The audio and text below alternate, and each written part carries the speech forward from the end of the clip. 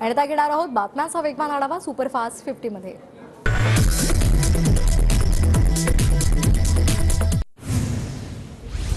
जुन्या पेन्शनवरून सरकारच्या बैठकीत तोडगा नाही। बैठकीत कोणतीही ठोस तारीख न दिल्यामुळे संघटना संपावर ठाम। आजपासून सरकारी कर्मचाऱ्यांचा संप।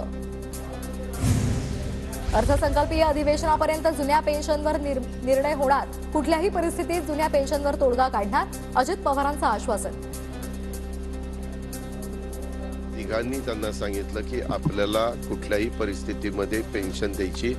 तुम्हालाही माहिती असेल, सभागृहामध्ये देखील मी देवेंद्रांनी सांगितलं। शेवटी मुख्यमंत्र्यांनी सांगितलं की येणाऱ्या अर्थसंकल्पाच्या पर्यंत आम्ही याबद्दलचा निर्णय 100% घेऊ। राज्यातील परिचारिकांचा आजपासून बेमुदत संप। छत्रपती संभाजीनगरातील घाटी रुग्णालयात परिचारिकांचं आंदोलन। निवृत्ती वेतन आणि निवृत्तीचं वय वाढवण्याची मागणी। पुण्यातील ससून रुग्णालयामध्ये परिचारिकांचं आंदोलन सुरू। निवृत्ती वेतन आणि निवृत्तीचं वय वाढवण्याची मागणी। साताऱ्याच्या कराडमध्ये जुन्या पेन्शनच्या मागणीसाठी कर्मचाऱ्यांचं काम बंद आंदोलन। मागण्या मान्य होईपर्यंत आंदोलन चालू ठेवण्याचा इशारा। पीएचडीवरील वक्तव्याचा विपर्यास केला। अजित पवारांकडून दिलगिरी व्यक्त। तर सध्या राजकीय नेत्यांवर पीएचडी सुरू, अजित पवारांचं विधान। वाल्याच्या बद्दल मी जी काही भूमिका तिथं मांडत होतो त्या भूमिकेचा विपर्यास करण्यात आलेला आहे। काल रात्रीच मी प्रेस नोट त्याच्याबद्दल काढलेली आहे, मी ट्विट त्याच्याबद्दल केलेलं आहे। मला कुणालाही टीका टिप्पणी करायची नाही, परंतु काही पीएचडी हे जे काही राजकीय का सोम्या गोम्याला उत्तर द्यायला अजित पवार बांधील नाही। संजय राऊत यांच्यावर उपमुख्यमंत्री अजित पवार यांची टीका।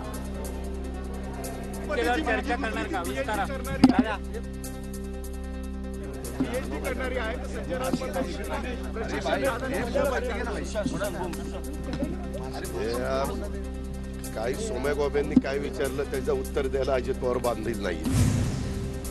सरकार शैक्षणिक धोरणाच्या विरोधात, अजित पवारांच्या पीएचडी संदर्भातच्या वक्तव्यावर नाना पटोले यांचा आरोप।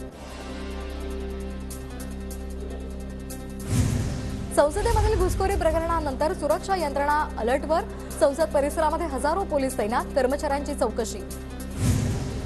सरकारकडे ठोस सुरक्षा व्यवस्था नाही। संसदेतील घुसखोरीचं समर्थन नाही, पण महागाई आणि बेरोजगारीमुळे तरुण संतापले। संसदेवरच्या हल्ल्यावर राऊतांची प्रतिक्रिया। जिल्हा बँक निवडीवरून बबनराव लोणीकर यांच्याकडून राजेश टोपे यांना शिवीगाळ। ऑडिओ क्लिप सोशल मीडियावर व्हायरल। बँकेच्या निवडणुकीमध्ये तांत्रिक वाद, माझ्याकडून कुणालाही शिवीगाळ नाही। व्हायरल ऑडिओ क्लिप नंतर बबनराव लोणीकर यांच्याकडून स्पष्टीकरण। भुजबळांचं ऐकून जालन्यामधील आमच्या लोकांना नोटीस दिली जाते। भुजबळांमुळे सरकारविषयी रोष वाढायला लागला। भुजबळांना कशाला कोण गोळी घालेल, जरांगेंचा भुजबळांवर निशाणा। छगन भुजबळ स्वतःचं महत्त्व वाढवण्याचा प्रयत्न करतायत। भुजबळांना एकट्यांनाच कोण कशाला धमकी देईल, अंबादास दानवे यांचा भुजबळांवर निशाणा। भुजबळांना धमकी आली असेल तर सुरक्षेची जबाबदारी सरकारची आहे, उदय सामंत यांची प्रतिक्रिया। अटक केलेले लोक जरांगे सोबतचे बीडमध्ये जाऊन माझ्याच लोकांची घरं जाळण्याइतका मी अमानुष नाही। मंत्री भुजबळांचं जरांगेंना प्रत्युत्तर। तर जरांगेंची दादागिरी सुरू, भुजबळांचा आरोप। जरांगेंनी सभा घेतली म्हणून भुजबळांनी सभा घेणं गरजेचं नाही। भुजबळांना त्यांची बाजू मांडायला मंत्रिमंडळाचं व्यासपीठ होतं। भुजबळांच्या भूमिकेवर शहाजी बापू पाटलांची टीका। संसदेमध्ये घुसखोरी प्रकरणी चौघांवर यूएपीए अंतर्गत गुन्हा दाखल।